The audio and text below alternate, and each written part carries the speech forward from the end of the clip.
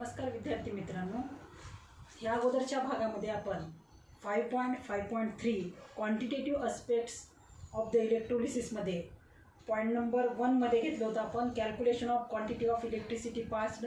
त्याच्यामध्ये आपण इक्वेशन घेतलं होतं Q = I × T. सेकंड पॉईंटमध्ये घेतलं होतं आपण calculation of moles of electron passed. Moles of electrons actually passed is equal to काय होता फॉर्म्युला Q/96500. त्याच्यानंतर थर्ड पॉईंटमध्ये घेतलं होतं आपण calculation of moles of product form. त्यामध्ये आपण अगोदर एक इक्वेशन घेतलं होतं Cu2+ + 2 electron it gives Cu solid. 1 Cu solid 1 mole of Cu तयार करण्यासाठी आपण 2 इलेक्ट्रॉन्सचा वापर केला होता. ह्या इक्वेशनवरनं आपण त्याचा मोल रेशो काढला होता.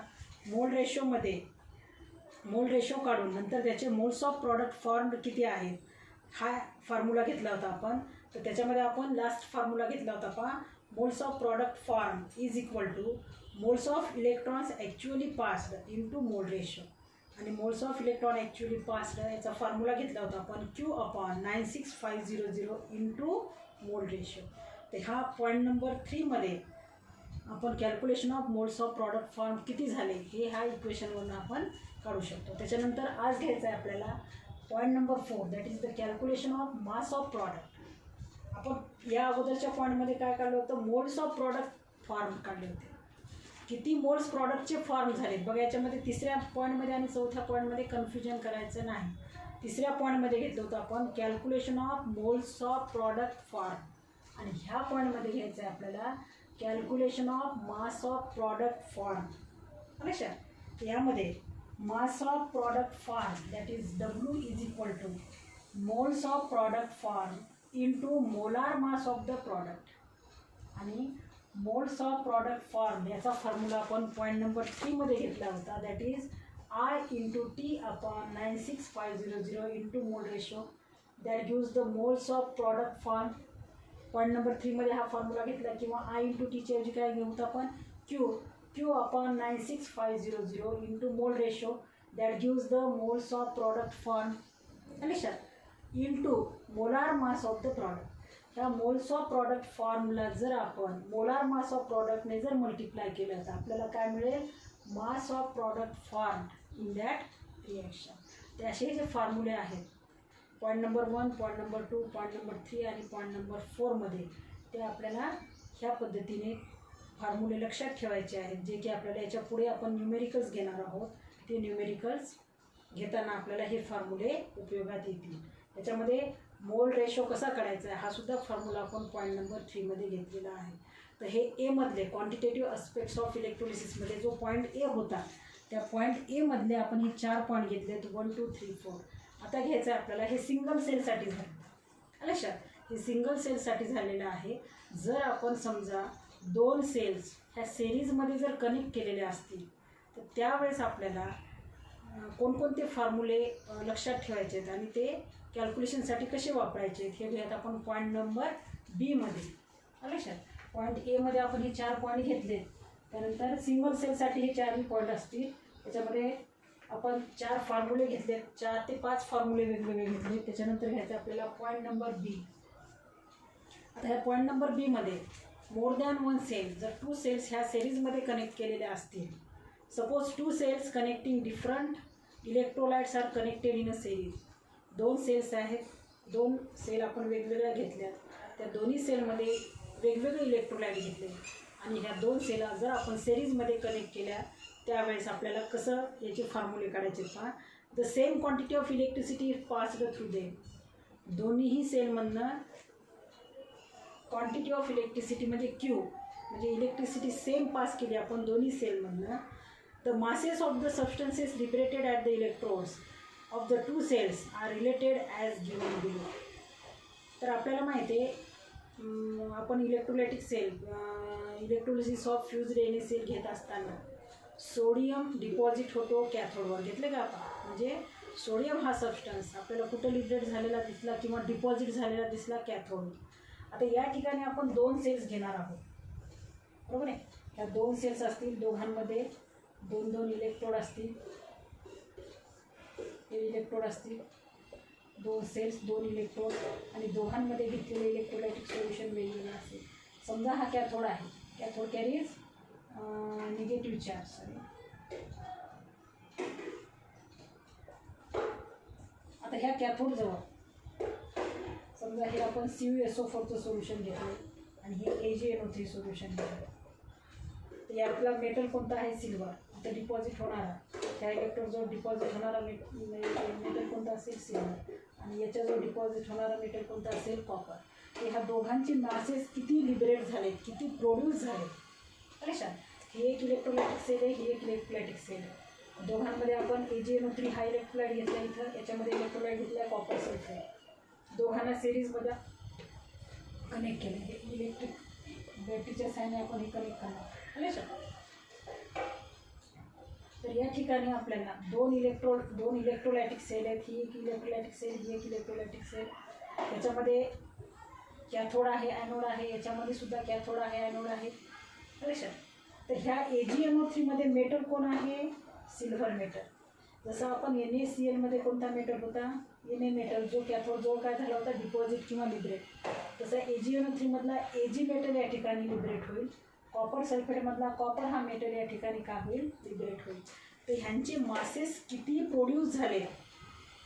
दोन सेलमध्ये दोन वेगवेगळे इलेक्ट्रोलाइट्स आहेत आणि दोन इलेक्ट्रोलाइट्समध्ये असणारे सबस्टन्सचे मासेस किती प्रोड्यूस झालेत किंवा लिबरेट झालेत हे आपल्याला काढायचं या ठिकाणी. तर या ठिकाणी आपल्याला दिलेले बघा, the masses of the substances liberated at the electrodes of the two cells they are related as given below. खाली दिल्याप्रमाणे आपल्याला त्यांचे काय काढता येईल? किती मासेस या ठिकाणी लिबरेट झालेत किंवा प्रोड्यूस झालेत. त्याच्यामध्ये आपल्याला पहिला दिला आहे बघा, the mass of the substance produced at the electrode of the first cell. समजा आपण फर्स्ट आणि सेकंड सेलसाठी काढू. हे फर्स्ट सेलसाठी जर आपण घेतलं, फर्स्ट सेलमध्ये घेतलेल्या सबस्टन्सचं मास किती प्रोड्यूस झाले. समजा AgNO3चे सोल्युशन घेतले तर Agचं मास किती प्रोड्यूस झाले त्या सेलमध्ये आपल्याला काढायचे. समजा त्या मासला आपण म्हणले W1. फर्स्ट सेलसाठी मास किती प्रोड्यूस झाले घेतले आपण? W1. Mass produced at the electrode W1 is equal to, आताच आपण फॉर्म्युला घेतला आहे, Q/96500 इंटू मोल रेशो. यामध्ये आपण मोल रेशो 1, सेल 1 साठी mole ratio 1 into molar mass of that product that is M1. कारण सेल फर्स्ट घेतले आपण, त्याचं किती मास प्रोड्यूस झाले that is W1 is equal to Q/96500. क्यूला आपण काय लिहू शकतो? I इंटू T सुद्धा लिहू शकतो लक्षात. Q/96500 इंटू मोल रेशो कोणत्या सेलसाठी आहे? फर्स्ट सेलसाठी. इंटू त्या सबस्टन्सचं, फर्स्ट सेलमध्ये जो काही सबस्टन्स असेल लिबरेट त्याचं मोलार मास ते घेतलं आपण M1. आता सेकंड सेलसाठी सुद्धा आपण अशाच प्रकारे घेणार. त्याच्या मग याला सिम्प्लिफाय केल्यानंतर Q/96500 इज इक्वल टू काय येईल? Q/96500 या साईडला घेतला आपण तर उरेल काय? W1 मोल रेशो कोणत्या सेलचं? First सेलचं into M1. ते दिला म्हणून आपण इक्वेशन नंबर 1 बरोबर आहे. हे झालं इक्वेशन नंबर 1. आता सेकंड सेलसाठी जर घेतलं आपण, सेकंड सेलसाठी काय घेणार आपण? W2 is equal to Q/96500 into mole ratio कोणत्या सेलसाठी असेल? हा सेकंड सेलसाठी इंटू त्याचं molar mass of the substance produce ते घेऊन आपण लक्षात. W2 म्हणजे त्या सबस्टन्सचं किती मास प्रोड्यूस झाले that is W2 mass produced in the mass produced of the substance in the second cell is equal to Q/96500 into molar ratio second सेलचं इंटू M2 काय म्हणतात त्याला? Molar mass of the substance which is produced in the second cell. Therefore Q/96500 is equal to काय मिळेल आपल्याला? W2 divided by mole ratio second सेलचा into M2, त्याला म्हणतो आपण इक्वेशन नंबर 2. बघा आता हे दोन्ही इक्वेशन जर आपण कम्पेअर केले, इक्वेशन नंबर 1 आणि इक्वेशन नंबर 2, तर दोघांच्या LHS सारख्या आहेत, बरोबर आहे. तर आपण काय लिहू शकतो मग त्यांच्या RHS सारख्या लिहू शकतो, बरोबर आहे. By comparing equation 1 and 2 we can write equation 1 आणि 2 जर आपण कम्पेअर केले तर आपल्याला काय लिहिता येईल मग W1 upon mole ratio 1 into M1 is equal to W2 upon mole ratio 2 into M2. याच्या या इक्वेशनच्या खाली लिहायचं बाय कम्पेअरिंग इक्वेशन 1 अँड 2, दोघांच्या लेफ्ट हँड साईड सारख्या आहेत तर आपण राईट हँड साईड काय लिहू शकतो, सारख्या लिहू शकतो. तर आपल्याला याच्यामध्ये काय मिळेल मग आपल्याला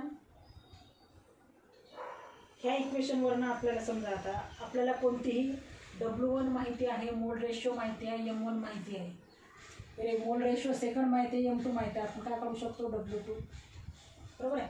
म्हणजे या ठिकाणी आपण mass produced of the substance in cell first जर करायचं असेल तर आपल्याला mole ratio first, M1, W2, मोल रेशो 2 आणि M2 माहिती पाहिजे.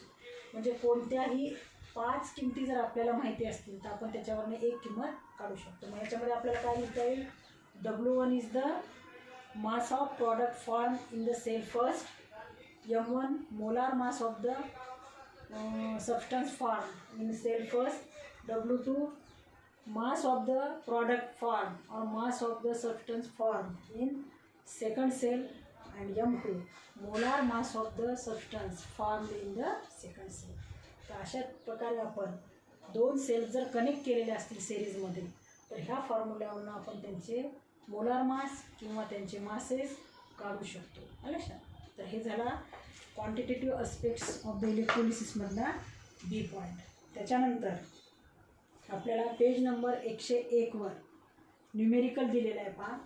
Numerical problem number 5.6. हा प्रॉब्लेम कसा घ्यायचा आहे तो पाहूयात आपण. Problem number 5.6.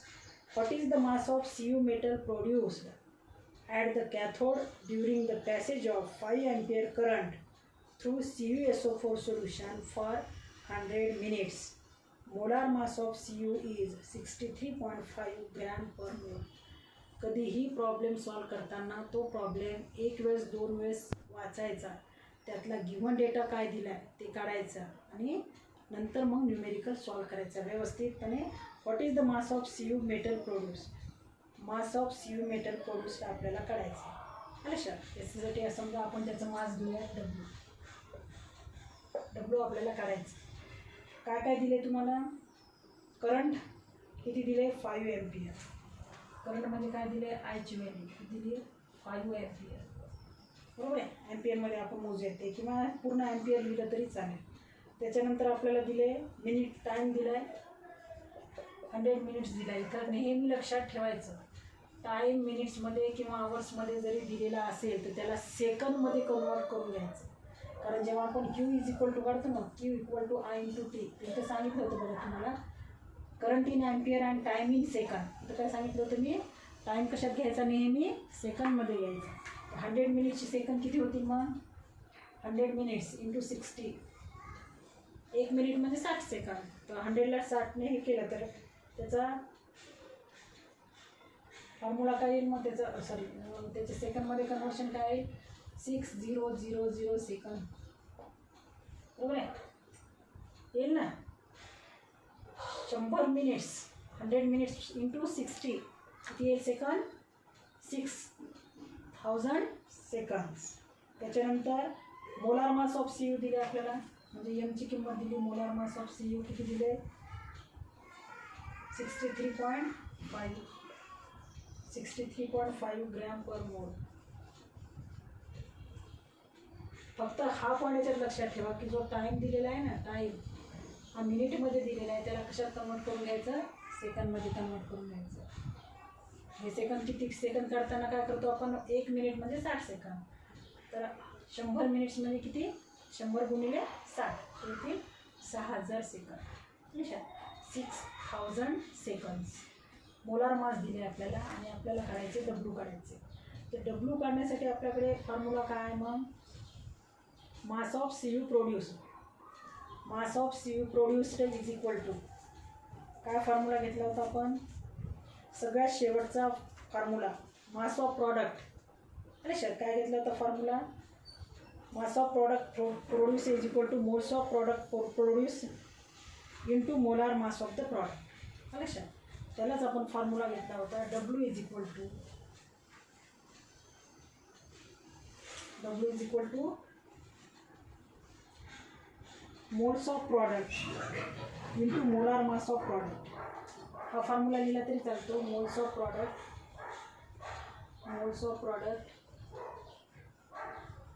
Into molar mass of product. हा फॉर्म्युला लिहिला तरी चालतो. मोल्स ऑफ प्रॉडक्टला परत आपण दुसरा फॉर्म्युला लिहिणार आहोत. मोल्स ऑफ प्रॉडक्ट म्हणजे काय आहे? क्यू आय इंटू टी लिहिलं तरी चालते, कारण आपल्याला आय आणि टी दिले. क्यू नाही लिहिलं तरी चालते. I into T divided by 96500 into mole ratio into molar mass of product into molar mass of product. परंतु या फॉर्म्युल्यामध्ये आपल्याला करंट इन ॲम्पियर माहिती आहे, टाइम इन सेकंद माहिती आहे, मोलार मास ऑफ प्रॉडक्ट माहिती आहे 63.5. डब्ल्यू आपल्याला काढायचं आहे, पण काय माहिती नाही? मोल रेशो माहिती नाही. बरोबर आहे. तर मोल रेशो काढण्यासाठी आपल्याला त्याचं इक्वेशन माहिती पाहिजे. आता इथे काय दिले? Formation of C U. सुरुवातीलाच आपण इक्वेशन लिहायला पाहिजे. बघा पुस्तकामध्ये दिले तुम्हाला इक्वेशन दिलेलं आहे बघा. Stoichiometry for the formation of C U is Cu2 plus 2 electron यूज C U. 1 mole of C U produce करण्यासाठी नंबर ऑफ मोल्स किती पास करतो आपण? 2. तर मोल रेशोचा फॉर्म्युला काय मग? Mole ratio is equal to number of moles of product form. Moles of product form in the half reaction divided by moles of electrons required in the half reaction. किती moles produce झाले? 1 मोल C यूचं 1 मोल produce झाले आणि किती electrons pass केले? 2. Therefore मोल ratio is equal to काय येईल मग? Mole ratio is equal to 1/2. बरोबर. ह्या फॉर्म्युल्यामध्ये जे आपण सगळं ठेवणार त्या ठिकाणी पाहूत आपण फॉर्म्युला. आता मोल रेशो लक्षात आला ना? इक्वेशन लिहायचं आहे. Therefore W is equal to काय येईल मग? आय किती दिले आपल्याला? Current in ampere 5.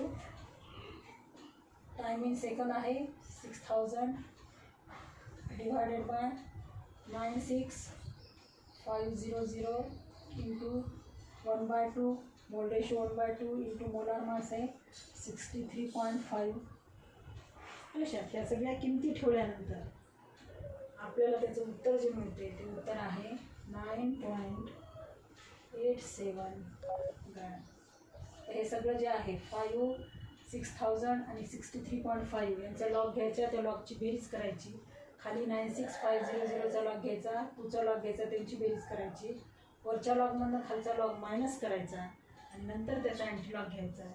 तर कॉपर किती प्रोड्यूस झालं आहे, कॉपरचं किती मास प्रोड्यूस झालं आहे हे आपल्याला उत्तर मिळते 9.87 ग्रॅम. तर अशा प्रकारे हे उत्तर आपल्याला मिळेल, कारण आपल्याला मोलार मास ग्रॅममध्ये दिलेलं आहे. म्हणून आपलं जे उत्तर असेल mass of C U produce हे सुद्धा कशात येईल? ग्रॅम. त्याच्यानंतर जो न्यूमेरिकल आहे problem 5.7.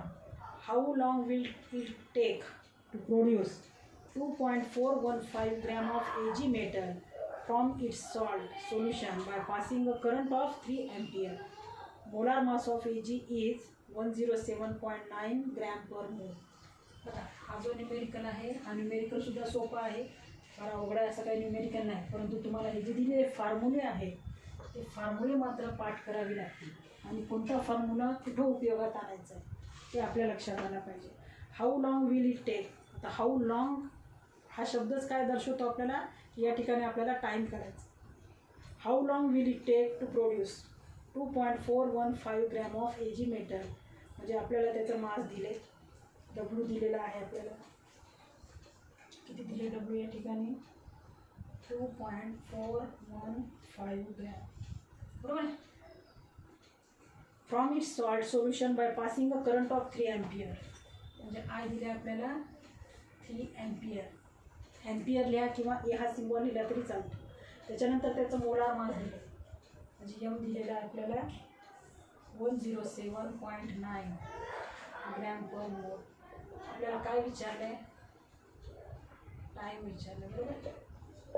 How long will it take, म्हणजे काय विचारले? टाईम विचारले. आता याच्या ठिकाणी आपल्याला स्टिचिओमेट्री म्हणजे त्याचं स्टिचिओमेट्रिक इक्वेशन कसं लिहायचं आहे आपल्याला माहिती पाहिजे. सिल्वरवर नेहमी एक पॉझिटिव्ह चार्ज असतो. किती पॉझिटिव्ह चार्ज? एक पॉझिटिव्ह चार्ज. Ag प्लस, म्हणजे हा एक इलेक्ट्रॉन ॲक्सेप्ट करेल आणि कशात कन्वर्ट होईल? Ag सॉलिडमध्ये. स्टिचिओमेट्रीमध्ये तुम्हाला काय लिहायचं? त्याचं इक्वेशन लिहायचं. Ag plus aqueous it accept एक पॉझिटिव्ह चार्ज, म्हणजे त्याला न्यूट्रलाइज करण्यासाठी किती इलेक्ट्रॉन तो ॲक्सेप्ट करेल? 1 इलेक्ट्रॉन. आणि Ag सॉलिडमध्ये कन्वर्ट होईल. आता ह्याच्या ठिकाणी जर आपल्याला ह्याचा मोल रेशो काढायचा असेल, मोल रेशो काढताना पूर्ण फॉर्म्युला लिहायचा आहे. काय त्याचा formula? Number of moles of product formed in the half reaction. किती मोल्स ऑफ प्रॉडक्ट तयार झाले त्या ठिकाणी काय नाही, म्हणजे किती? 1. आणि ॲक्च्युअली किती नंबर ऑफ इलेक्ट्रॉन्स आपण पास केलेत? 1. म्हणजे याचा मोल रेशो काय येईल? किती इलेक्ट्रॉन पास केलेत? 1. Agचे किती नंबर ऑफ मोल्स प्रोड्यूस झालेत? 1. 1/1 इज इक्वल टू 1. हा त्याचा आला आहे मोल रेशो. त्याच्यानंतर आपल्याला करायचे, आपल्याला फॉर्म्युला घ्यायचा आहे W इज इक्वल टू काय formula? I × T divided by 96500 into mole ratio into molar mass of Ag. Mass of Ag produce W किती दिले आपल्याला? 2.415 इज इक्वल टू I किती दिले? 3 into T divided by 96500. Mole ratio का आहे? 1 into molar मास किती आहे? 107.9. देअरफॉर आपल्याला काय करायचं आहे? T इज इक्वल टू काय येईल मग? 2.415 इंटू 96500 डिवायडेड बाय 3 इंटू 1 ला दिलं तरी चालेल, नाही दिलं तरी चालते. 3 इंटू 107.9. अशा वरच्यांचा लॉग घ्या, लॉगची बेरीज करा, खालच्यांचा लॉग घ्या, त्यांची बेरीज करा. वरच्या लॉगमधून खालचा लॉग मायनस करा, त्याचा अँटी लॉग घ्या. टाईम इन सेकंड आपल्याला मिळेल 720 सेकंद. 720 सेकंड्स. हे सेकंदमध्ये. जर तुम्हाला समजा मिनिटमध्ये हा टाईम विचारला आहे तर 720ला 60ने काय करायचे? डिवाइड करायचे.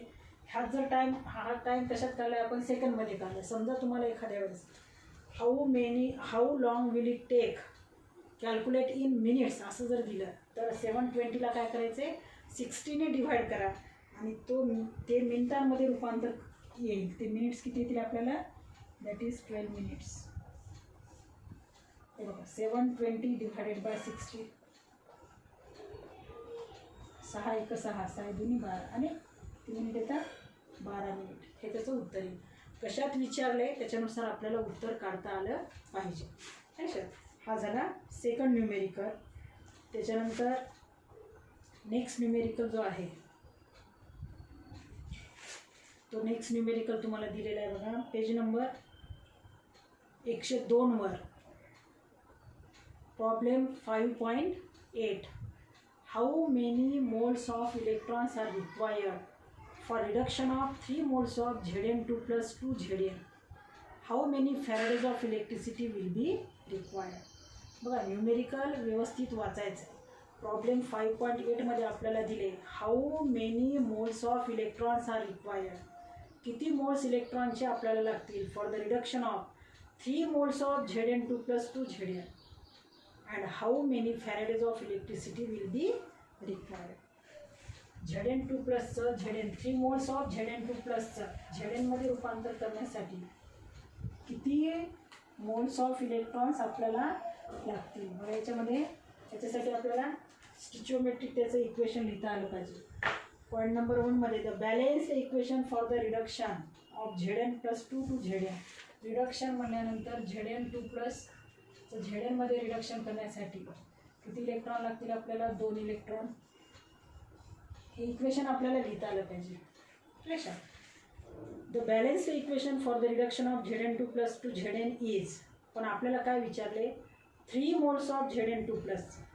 The equation shows that 1 mole of Zn2 plus is reduced to Zn by the 2 moles of electrons. बघा या ठिकाणी 1 mole of Zn2 plus sir 1 mole of Zn सॉलिडमध्ये रूपांतर करण्यासाठी आपल्याला 2 इलेक्ट्रॉन्स लागतात. पण न्यूमेरिकलमध्ये तुम्हाला किती विचारले?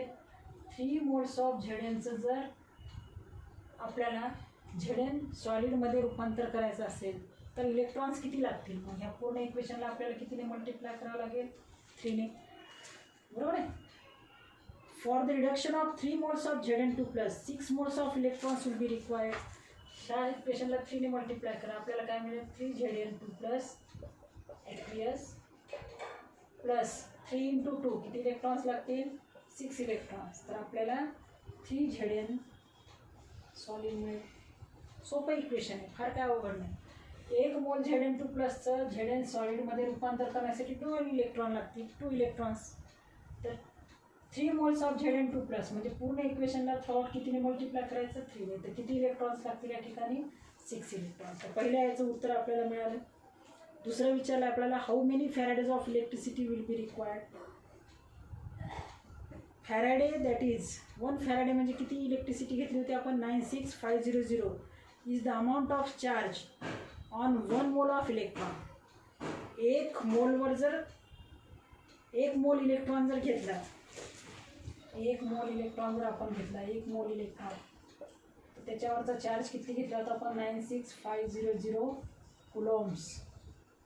सुरुवातीला तुम्ही दिले त्यालाच म्हणले आपण 1 फॅराडे. तर या ठिकाणी किती मोल्स इलेक्ट्रॉन्सचे आहेत? 6 मोल्स ऑफ इलेक्ट्रॉन्स आहेत. तर आपल्याला इलेक्ट्रिसिटी किती फॅराडे लागेल? 6 फॅराडे. बरोबर आहे. किती इलेक्ट्रिसिटी लागेल?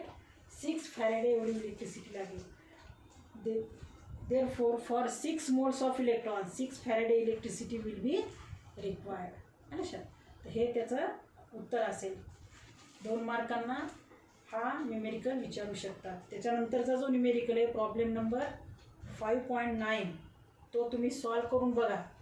जर समजा जमला नाही तर मी तुम्हाला नेक्स्ट पिरियडमध्ये तो सॉल्व करून दाखवेल. पेज नंबर 102 वरचा प्रॉब्लेम नंबर 5.9 जो की बी हा आपण बी हा आस्पेक्ट घेतला होता की नाही, क्वांटिटेटिव्ह ॲस्पेक्ट्स ऑफ इलेक्ट्रोलिसिसमध्ये बी पॉईंट, त्यामध्ये तो फॉर्म्युला वापरून आपल्याला करायचा आहे सेल फर्स्ट आणि सेल सेकंड. धन्यवाद.